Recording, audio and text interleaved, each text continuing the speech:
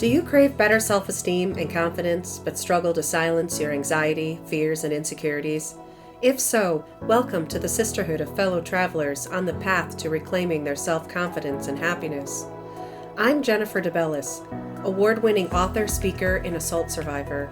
I spent the past few decades helping young women like you overcome fear, self-doubt, and trauma to reclaim their joy and self-worth. I cannot wait to share the secrets I learned on my own healing journey and help you restore your inner warrior as I show you the skills and tools you need to save your own broken world. If you're ready to empower your inner warrior to overcome fear, doubt, and anxiety, turn off those distractions and tune in to this episode. Last episode, we gained a better understanding of our inner and external wilderness and how to adapt our survival guide and skills that lead us on that path to happiness and fulfillment. Today's episode explores how to get back on track when the path is overshadowed with foggy thoughts and visions caused by misinformation, missing information, and interpretation of details. This is a chronic topic that has been resurfacing in my life lately. So much so, I find myself not only dealing with it personally, it is a recurrent theme in my teaching and coaching lives lately. If this topic speaks to you also, know that you're in good company. I cannot wait to share tested strategies with you that will guide you on your own journey to an improved quality of life. Believe me when I tell you that you really do hold the power to retrain your perspective and decrease your fear, doubt, dread, and anxiety that fuels these emotions. In this episode, you'll hear about the effects of a warped perspective in some of my recent personal and professional interactions. You'll gain a better understanding of how perspective works for multiple viewpoints and learn some tested strategies for recalibrating how you view and respond to situations and interactions. If you're ready to boldly step into a life of happiness and confidence, turn off those distractions running in the background so you can supercharge your inner healing journey with this next episode. And welcome back to all of my listeners already walking with me down this restoration path. So let's talk for a minute about perspective and how complex it is when it comes to looking at it from many vantage points. So obviously, perspective is how something is viewed. It's informed by focus, vantage point, and also biases.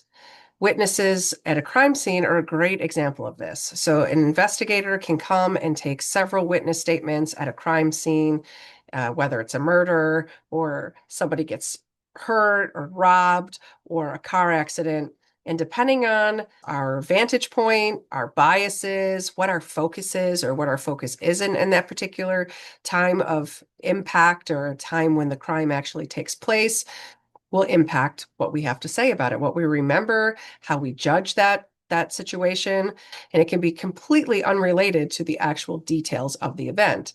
When I think about this concept, I'm also reminded of horses and how when they are used for particular activities, they have blinders on. So if you go to a city where you can go on a horse-drawn carriage ride, you'll see those blinders on the horse.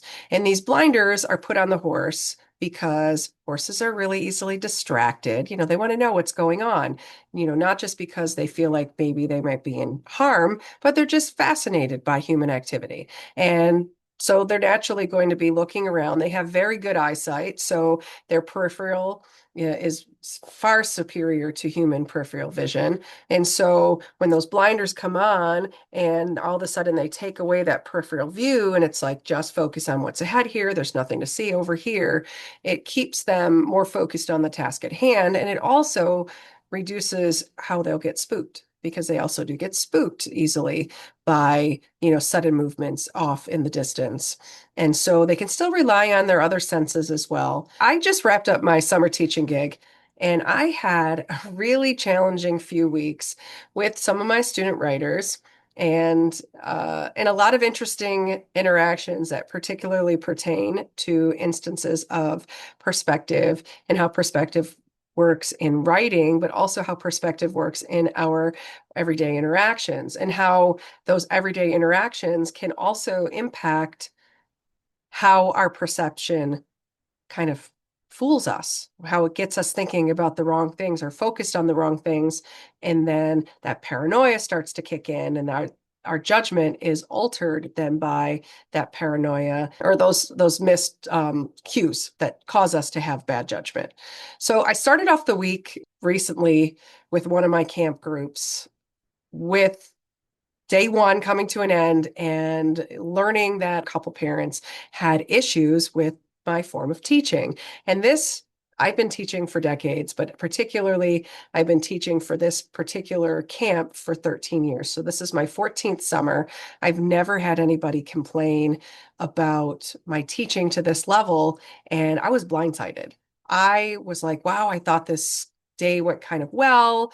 My first day of camp, regardless of the age group, I spend a lot of time scaffolding smaller skills, pre-writing skills, things that we can continue to draw upon in the days to come. Not only do they draw upon them on day one, but they can draw upon them for all different types of things that we're doing. And, this is just my style of teaching. I do it with all different types of classes. And so when I got that message and I started that dialogue, I was, being told I need to follow the book. And a lot of the stuff in the book that we use are prompts that I personally made up or I've altered. And I was following the prompts in the book with a twist. And there were layers of confusion with how these parents reacted to what their kids were doing at writing camp. And, the first one was um, why they wanted their kid to do the exact same things that they had done in prior camps, even though they were several years older than the last time I'd had them. I'd actually had these students before as writing students. And so I always try to adapt them and give alternate prompts. And so anyhow, I was really like, okay, how am I going to come back? And at first I was pissed. I was like, you're not a writer. You're coming in and telling me how I have to teach these kids. Like, you're not trusting me. I'm an expert. This is what I do for a living. And camp is supposed to also be fun. So I'm trying to bring it down to their level, trying to make it fun. And now I have this pressure that I have to follow the book and that these parents are going to be checking the workbook as if they know what the book is and then grading me and assessing me. And so at first I was just like, I was pissed and I was just like, I don't even want to do this anymore. I have 4 more days to go in and I don't even want to do this anymore. You've just sucked all the joy out. This is what I also write with my students. And I felt defeated and I felt very robbed. And I felt like I was going to rob them. So I had to like get alone, meditate, look at the different perspectives, and think about what my boss was saying to me. Like, she was like, I hated even having to say these things to you. But, these parents are like, well, if we can't, have it our way, we want our money back and we don't give refunds. But it was like that really threatening dialogue was really alarming to me. And it's a reason why I don't teach in secondary education is because I don't want to deal with parents like that. I had to sit back and I had to reflect on, okay, is there something that I can take a correction on? Or is there something that I can improve on or come back to some of the roots, the basics, which I didn't really have full context of exactly what they meant and exactly what they wanted. But I also had all of these other students who some of them, this was their experience for the first time. And these are more advanced writers that I didn't want to rob them of the experience either, not just in the writing prompts that I was going to give them and the pre-writing and all these different writerly life activities. I didn't want to rob them of the experience of working with me the way that I thrive the best. And so I had to sit there and think about the different perspectives of everybody involved and how could I, meet all of these different things, not necessarily make everybody happy. That's not the way I want to look at it. It was, how can I still be a good teacher and create a good experience that they walk away with much more than they bargained for, that's going to change their lives and change the way that they approach and view writing forever. That's one of the things that is really important to me as a teacher. So the students were getting different things out of the workshop, and that that was satisfying to me. But one of the things that happened that really put a drain on the whole week is when I came back on Tuesday, I kind of had a little bit of paranoia about which other students may not be happy with my job performance, which was a really weird thing to be thinking about in these summer camps. But I started thinking about like, oh my gosh, are there other students who have a problem with me? Like I kind of knew, who the students were who did have a problem or whose parents had a problem. I'm not sure if they went home and complained or if their parents just looked at their notebooks. I don't know. And to be honest, I don't care. It just seems like really petty stuff. So I don't care. But I came back in, and there were a couple of students who had shown an interest in my writing life the first day. And then the second day, I kind of caught them poking fun at something about me, and I started internalizing that. And so now, of course, these two uh, teenagers are like, constantly leaning over and talking to each other. And again, it's camp, so I don't care. It's not like they were being like super obnoxious or anything. But it made me really self-conscious. And I was completely misreading these students who did not have a problem with me. And it was all week long. And I was just felt really just horrible. It was just this overshadowing thing. And I had a really hard time, putting it out of the way. Like I didn't let it affect my teaching and I didn't let it affect how I was giving these student writers an exceptional value and an enjoyable week at camp. But internally, I was miserable. And it was the first time ever that I felt that way, that I just really felt like, people didn't appreciate just what I had to offer, didn't trust my own process. And that was very frustrating, but it made me misread a lot of different things. And it led to really interesting developments, which I'm going to put on the back burner for a second, because I want to also talk about some things that I covered throughout the week that were really infiltrating my meditations on perspective, because I knew I wanted to talk about it on the podcast here. So in my workshop, I was doing some mini lessons on irony and how perspective informs judgment. And obviously you start with the easiest one, which is things they already learned in their other academic setting, which is dramatic irony. And when the audience is aware of things and the characters are not aware of things. And then you have this concept of the unreliable narrator, when, the info that we are given is unknowingly misleading us. And whether the narrator means to do it or not, there's lots of different types of unreliable narrators. There's those who are intentionally misleading us, compulsive lying, or just trying to get us to see a particular, again, those horse blinders are on, just trying to get us to see something in particular, or they are not completely right in their mind. And so therefore we're getting a lot of disjointed and inaccurate information. There's also situational irony when the outcome is different from what is expected. And then there's what I have coined as blinders irony, which is the inverse of dramatic irony. There really isn't a term for it, but I think of it like this blinders irony. It's like slasher horror movies or psychological thrillers use this type of irony where the blinders are put on the characters or the individuals that are in the scene where they don't know everything that's going on over here in the peripheral. They don't know that trouble's lurking in the bushes. They have the blinders on and they're only given limited information. And so the irony is on them. And often it's situational because the outcome is different than what they expected because they had to make judgments on the limited bunch of information that they had at their disposal. Several different interesting things happened at the camp. One of the days we were on a tour, I work in a historical mansion and museum. It's one of the top 3 castles in our nation, Recall. And so I am always in this amazing atmosphere during the summer camps, touring around, and there's all this, extraordinary architecture. And one of the sculptures outside in the porch is a compass, and it has some caricatures carved into it. But the compass, is obviously north, south, east, and west. It has the different letters on it. And 3 of the students were like, hey, Miss Jennifer, this is wrong. This compass is wrong. And, my first response was, I highly doubt that the compass is wrong.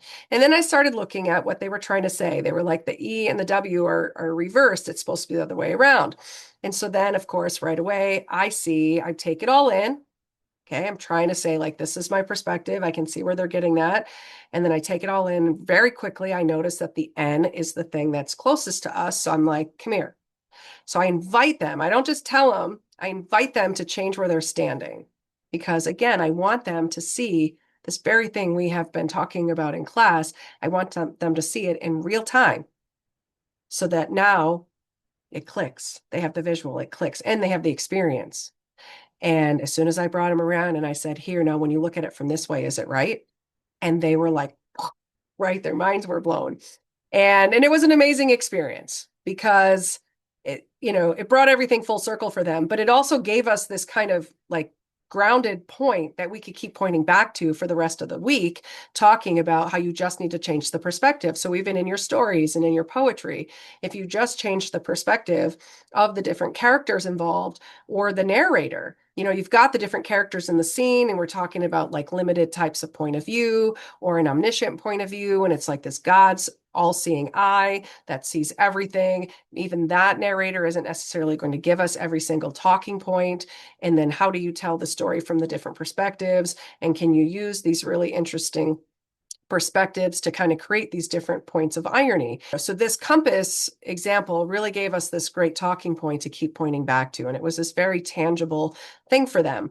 Now, fast forward to the end of the week. It's parent reading day, and the parents start filing in. And right away, I can see one of the parents who had a big issue with me. And despite me changing everything up and complying with what they demanded, they still had a scowl on their face. They were, arms were crossed. They wanted me to know they couldn't stand me. And again, I'm like, okay, I'm not going to let this get to me. I'm not going to internalize this because it will impact how I interact with the students now as I MC and facilitate the student reading. And I don't want that. And so so I had to start getting a different perspective and getting into that mindset. And then a parent walked in and introduced herself to me and immediately started praising so many things. And it was, first of all, I just want to say sometimes if you just keep being your amazing self, don't let somebody shake you down. You think about it, you recalibrate, you think about it, you come to terms with some things, and then you don't let anybody stop you from your destiny. I know this is a shorter version because it's only a week, but you don't let anybody come in and snuff out your light, snuff out your destiny, thwart your forward motion. Here, I have this amazing experience where, some of these parents who were the ones complaining are now present while this other parent is in real time telling me all of these amazing things that her daughter came home and told her. And I was blown away. It's wonderful when you hear people compliment you and talk about things and then take an interest. I hear you're doing these particular things. And she starts saying, I hear that you're writing a children's book. My daughter wants to write a children's book also. So does her friend. I hear you authored a book and it's being turned into a movie. And I mean, you're doing all these incredible things. And so here I have this opportunity to where all these parents are walking in and I am talking very enthusiastically to a parent who is super supportive of my journey and talking about how, oh my gosh, I also heard you're doing this new podcast and how do I find it? And I am going to follow you and all these just complimentary things. And it was just one of those moments where you can't script that. You can't make that up. It just happens. If you just keep being yourself, the universe, God will give you those opportunities to redeem yourself in the eyes of people who, right, wish you harm or don't appreciate the same things. And it doesn't always happen where you get to be present. But in this case, I think God and the universe knew, like, I needed a little reassurance that you're killing it in your own way. And again, like I'm teaching, high school writers, there are unlimited ways that they can be inspired and improve and enhance their writing life. So it was almost like it's hard to mess that up.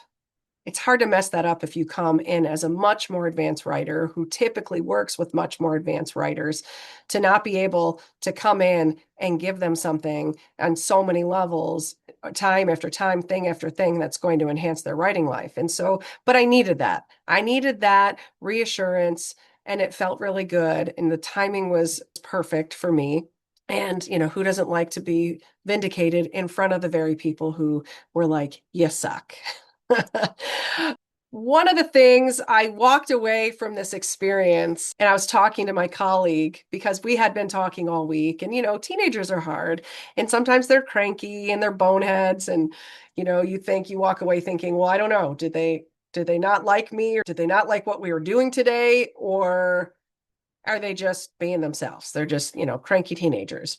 And then when we started reevaluating and talking, I was like, maybe I'm the bonehead. Maybe I'm the cranky teenager who was misreading it, or misreading things to such a level where my own biases and, anxiety and fears and doubts and dread of, having to deal with that type of, criticism was clouding my judgment and was making me misread things for days.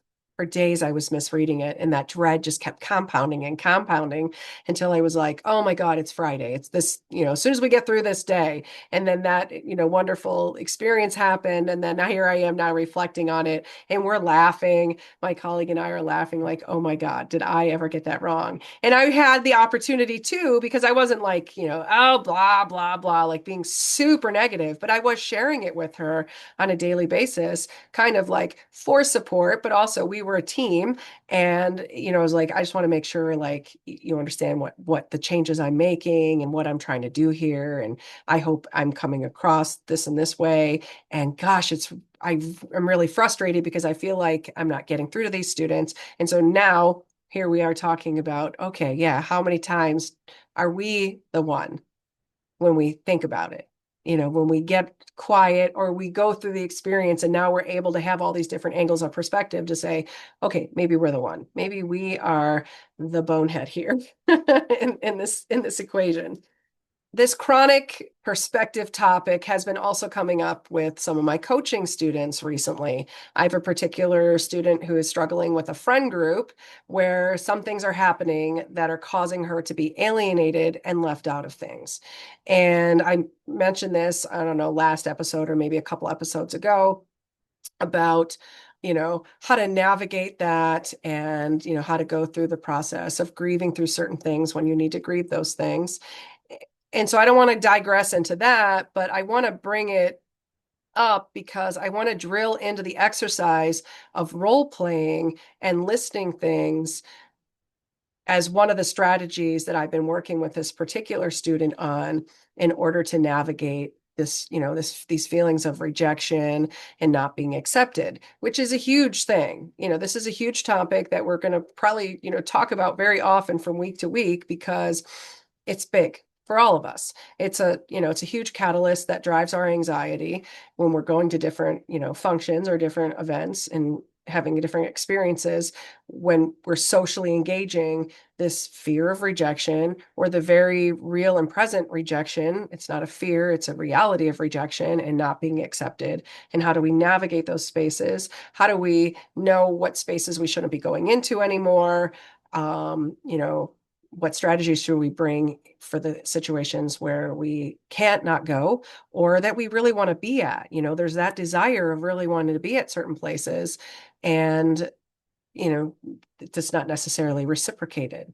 That's that topic I've been talking about. But then when I was talking with this student, there are exercises that you can do to role play and to list things. And so what I mean by role play is like not, get into the character and talk through the dialogue. I mean to get into the thinking.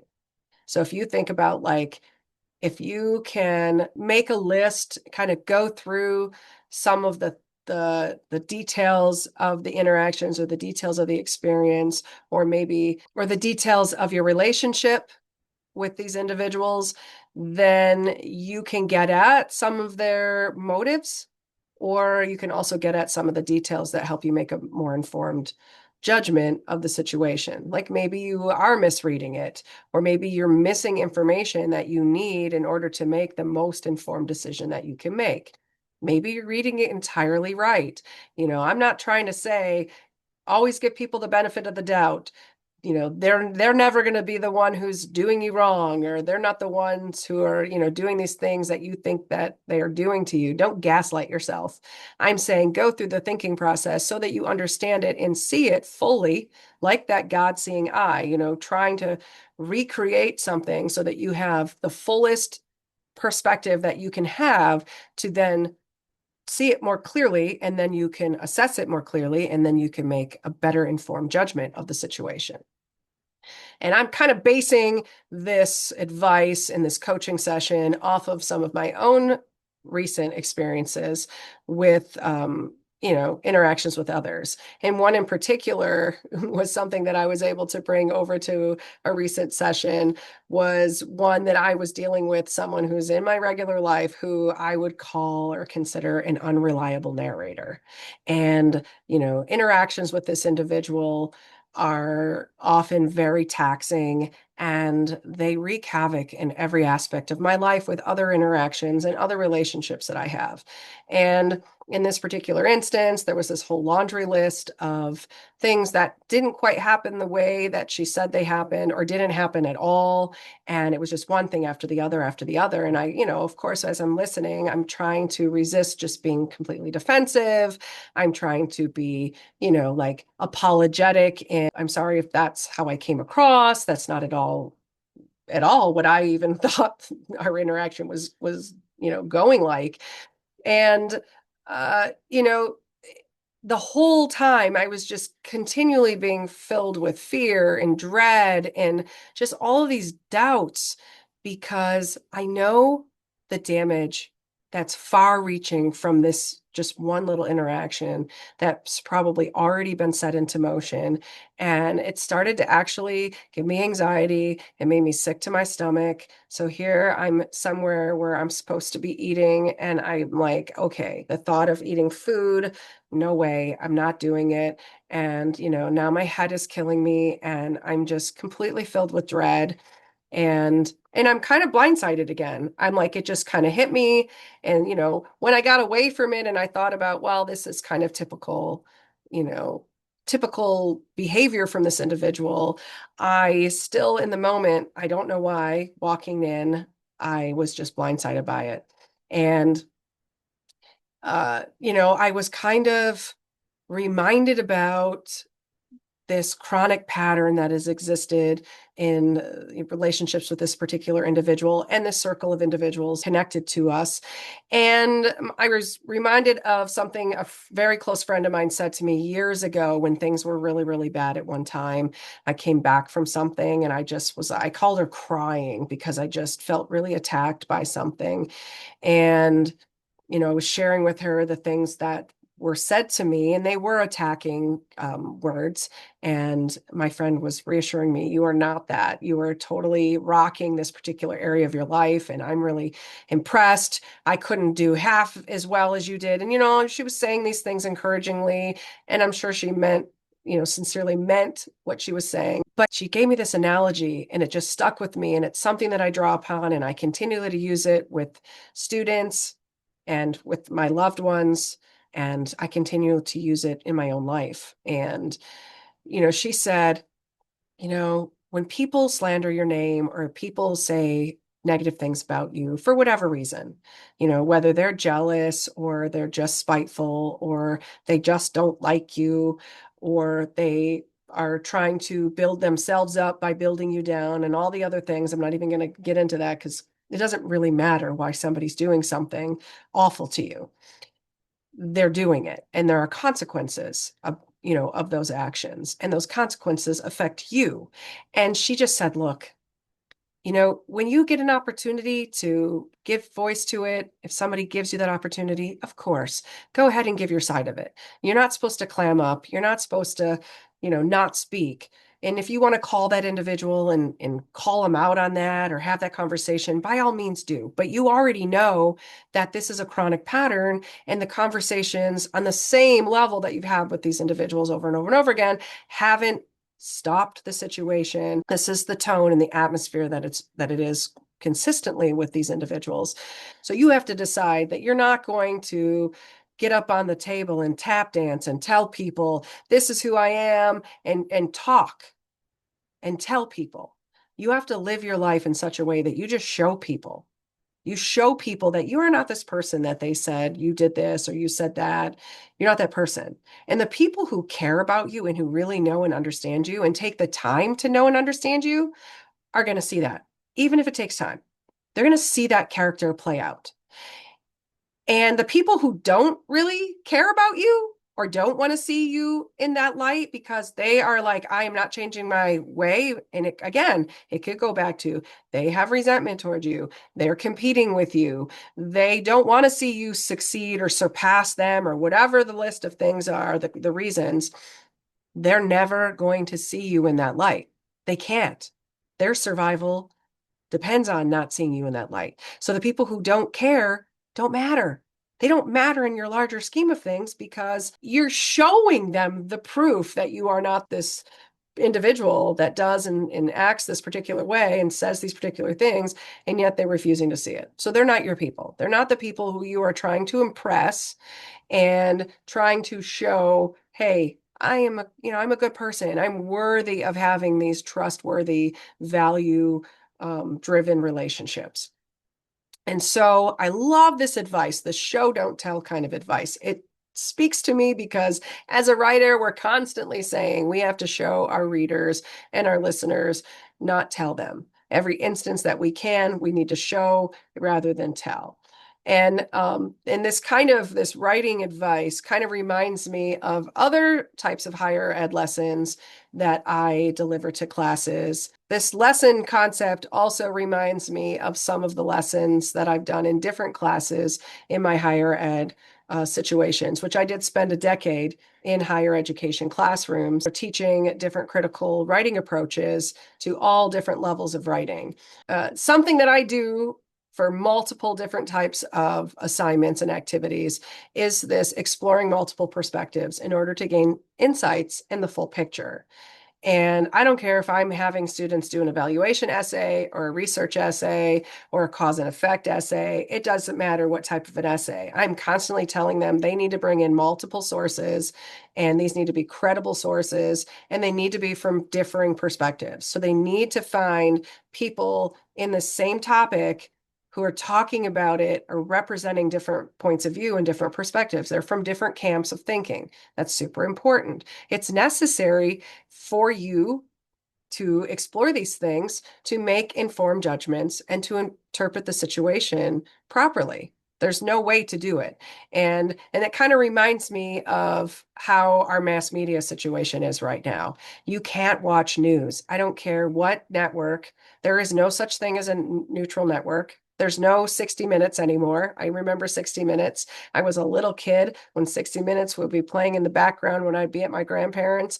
And Walter Cronkite would say, like he would give you the information and he would just trust that families would sit around after dinner or at the dinner table and they would talk about these really important world and local news items. And they would make informed judgments based on their own values and beliefs and morals and motives and what do they want out of life. And people weren't idiots, and people aren't idiots now, but we're treated like we have to have blinders on. We get information where it's like you only need this little bit of information. That's all you need to make a sound judgment. And we'll even tell you don't even need to make the judgment. We'll tell you what the judgment is, and you just follow suit. And that is frightening. That is alarming because that is not how it works at all. And, so like if you have a breaking news item and you watch it or you learn about it from your favorite network, it's like, okay, what are other networks saying about it? You should be seeking that information so that you're gaining all this perspective. You may come at the end and share the beliefs and values of the network that's your go-to network because maybe they're your same political party, for instance, that's behind it, or they're your same education level. And you have the same sensibilities and the same ways of seeing the world and same value system and all those other things that go into sharing someone else's point of view.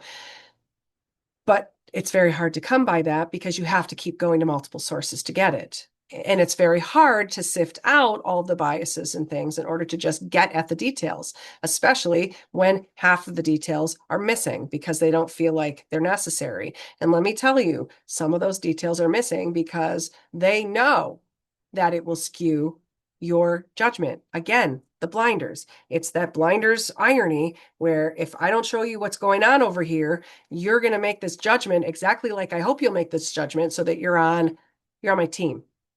You think just like I think. And then you're out there, you're not really thinking at all for yourself. You haven't had an original thought on it yet. You're thinking what they told you to think. And, you know, that's not what it means to step out of your own viewpoint. So, yes, we are supposed to step out of our own viewpoint to see and assess how others perceive things, but we're not supposed to not have a viewpoint or know how to come up with our own viewpoint at any given time during the exchange. We are supposed to see how several people are. It's like living with other individuals. You get in an argument or something happens, and you're hopefully talking with each other and exchanging your views and your opinions and your hurts and your concerns and what you expect out of this situation, or what expectations were thwarted, or what boundaries were breached, and all these different things that happen. You can't live with other people without going through some of these things, or you can live together very miserably.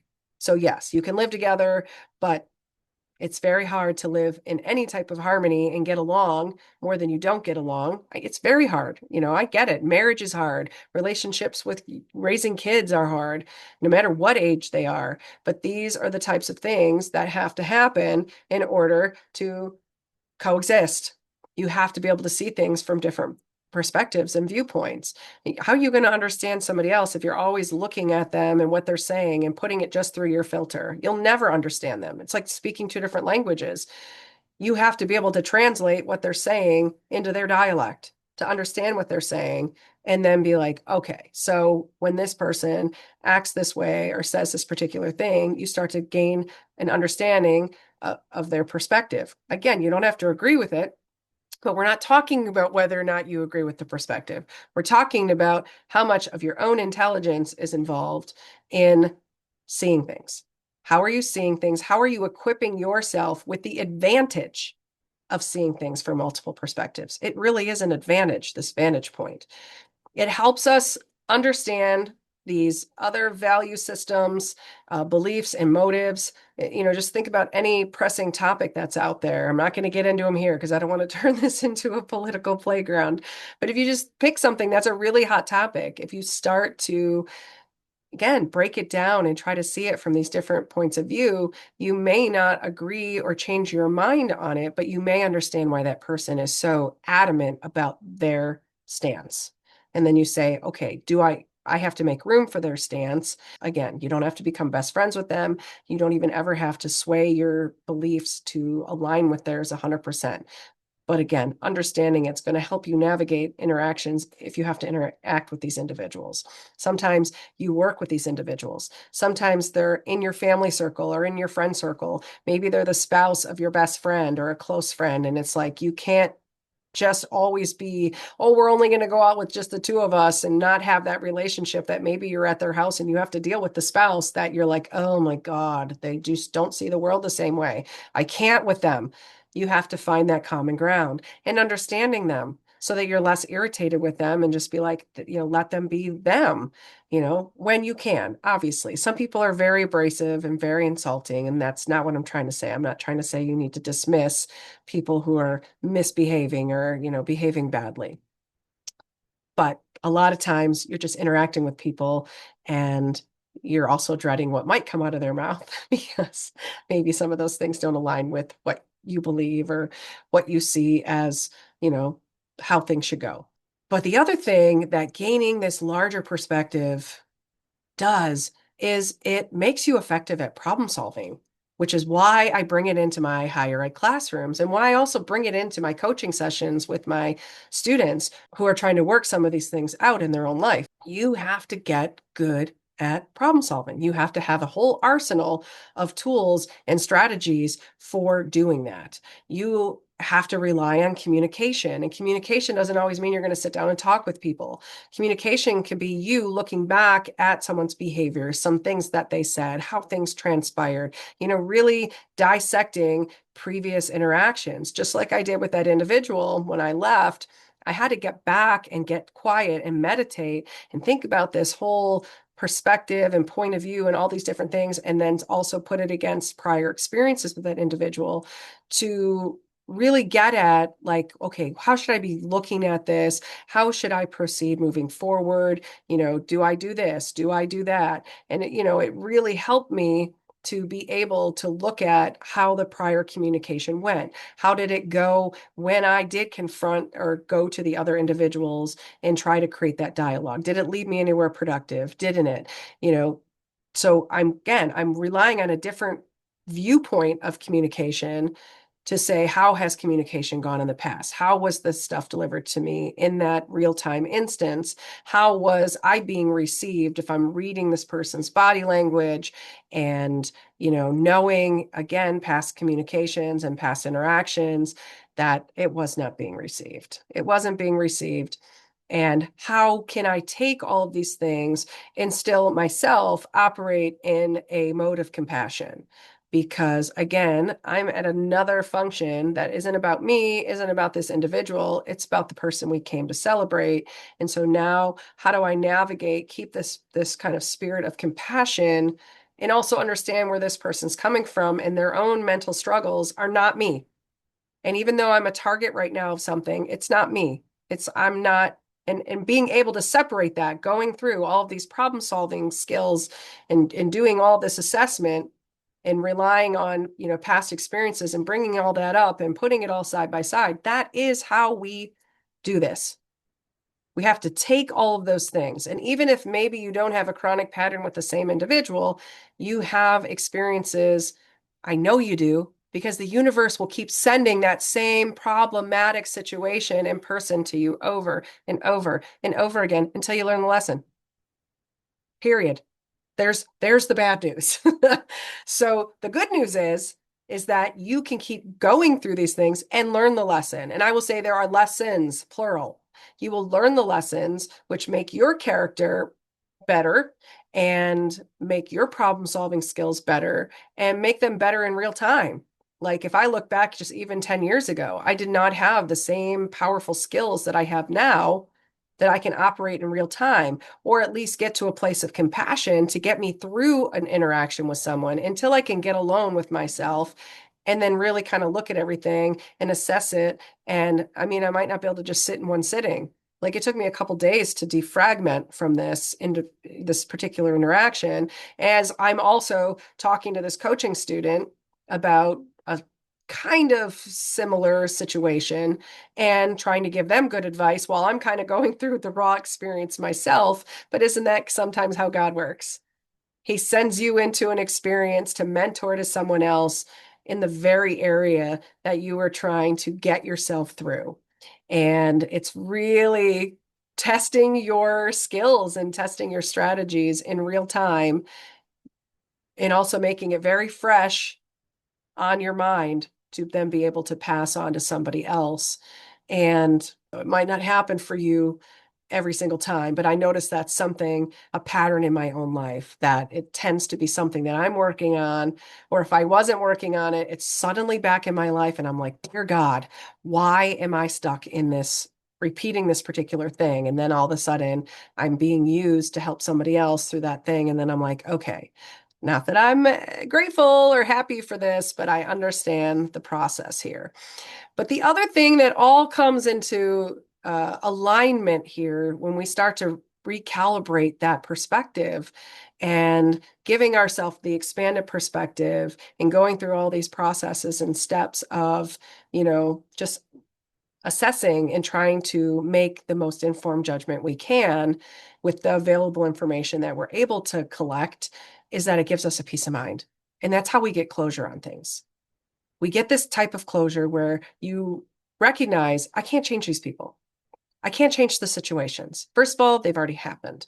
What can I do to, moving forward? What can I do to have better interactions and better relationships with these individuals moving forward? Or again, just better experiences. Sometimes it's not about relationships. It's just about like the one and done experience.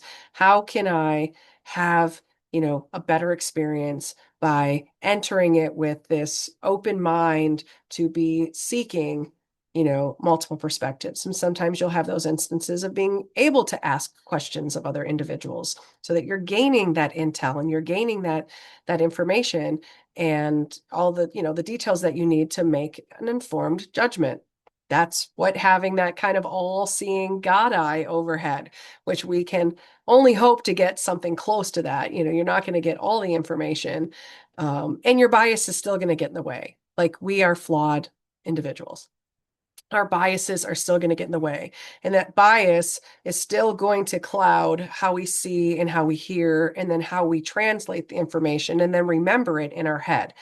So, another practice is to try to quiet our bias while we're going through situations, especially while we're going through a situation with someone who fits the bias. And they're so easy to dismiss, or they're so easy to discredit or not believe, or just be like, I don't even care. This isn't even worth my energy, because right, the bias is there. We see them as, like they're not my people or whatever, but sometimes we can't act that way. If it's our kids or our kids' friends or a colleague, or, like a situation where we're like, that's not an option for us. We've got to get our own bias out of the way so that we can more clearly see and make that judgment. And again, have that peace of mind to know that we did everything that we could to be informed and to make that good judgment call. So I read an interesting analogy the other day while I was meditating on all these things the last like week and a half. And I have not been able to stop thinking about it ever since. And it really applies to this. So what I read isn't something that I heard for the first time. It's just something that I haven't heard in a long time. And of course, it's very applicable to what I've been meditating on right now. And it is the story about how to trap monkeys, they used to drill holes in coconuts just big enough for the monkey to slip their open hand into. And then once they grabbed the soft, sweet rice, they would make a fist, and then they couldn't pull their hand free. And so the monkeys that they were able to catch were the ones whose hands were stuck in the coconuts, because they wouldn't let go, because they, in their mind, were convinced that that was the only food source, even though that they've known through experience after experience, like how abundant the food is in the jungle. They still have in their mind, I came for this food, and they wouldn't let go. They couldn't see beyond that one instance. And how similar that is to us is that we get our grip on something, even the way we see things, because we have these desires, because we want particular things. We have this hunger for things. And so we put our fist around it and we don't let go. And because we don't let go, we are in our own trap. It's a trap. We're in our own trap. And we have also other experiences to know that that's not the only food source. And the bummer is a lot of times we're holding really tight to that thing we crave the most, because it's something we really desire getting. And so not getting it, letting go of that, right, is devastating. It's a devastating thought to think about, like, I really want that thing. So when we come back to talking about, having a different expanded perspective on these instances of rejection and not being accepted, and the fears, the real and perceived fears and doubts and dread and the anxiety and all those things that, kill our value and kill our confidence and really, diminish our light and our luster, is this, these things that we're holding on to. But the thing is that the world is full of this food. The world is full of these instances. And the moment we let go of them is the moment that we're open to receiving it. So when we think about, like, what are we after when we're after this being accepted and, like not being rejected or not being abandoned, we're after this love, right? We want this love. We want this reception. And maybe we want it from individuals who typically we should be getting it from, but we aren't. Just open that hand, relax the fist, and then you open yourself up to receive it in different new ways that you just didn't even realize were there, maybe. Opposite of the rice, I want you to consider how these concepts work in times of combat, because here we are talking about how to restore that inner warrior. So when we talk about how to restore that inner warrior, then we're tasked with understanding kind of the enemy camp. We have to understand who we're fighting against, what the battle is against, in order to best react to it. When we explore and study the enemy camp, we really are rebuilding our confidence and self-esteem by empowering ourselves with the knowledge that we need to know what we're up against. And a lot of times that's the case, is we're up against things in our real lives, not just looking at the larger world around us, but every time we step out into a new day, we are faced with different challenges. Every time we have to interact with someone, it's a challenge. Even if we're just madly in love with that other person, it is a challenge. This person isn't a clone of us. There's going to be a moment where we don't see eye to eye on something, where we feel like maybe we misread something, and then it becomes a cycle, like I was talking about with the students, where you're misreading it and you think they're irritated with you and you think this and you think that, and then the next thing you know, you're like a hamster on the wheel, running and running and running around, chasing your own tail, and you're not even chasing the right thing. You're not even chasing the reality here. Ultimately, this type of transformation relies on strengthening our inner warrior skills as we confront the struggles and obstacles keeping us from living our best life. There's no other way around it. I know I keep using that warrior trope, but really, that's how we fight the battles every day of our lives. So this type of transformation relies on strengthening our inner warrior skills as we confront those struggles and obstacles that are keeping us from living our best life. I know I keep drawing upon this warrior theme, but I feel like every day is a battle as we go through our struggles. And, there's power in thinking of it that way. If we think about how we are the powerhouse, the person who is going in and rescuing our own world and fixing the things, and then that accountability keeps us going. But also not just the accountability, but the sense that we are able, and we are not only able, but we're tasked with that. We have to be good stewards of our own life. As much as it sucks to have to think about, like, I'm constantly at war in my head, and I'm constantly at war in all of my interactions, and trying to carve out a space for myself and trying to thrive as my best self and be accepted as myself. Yes, I know it can feel daunting, but if you really think about it and you come back and you look back and think about all of the battles that you win while you're using these skills and you're using these strategies, it can be very encouraging and empowering to see what you were able to accomplish in your own power.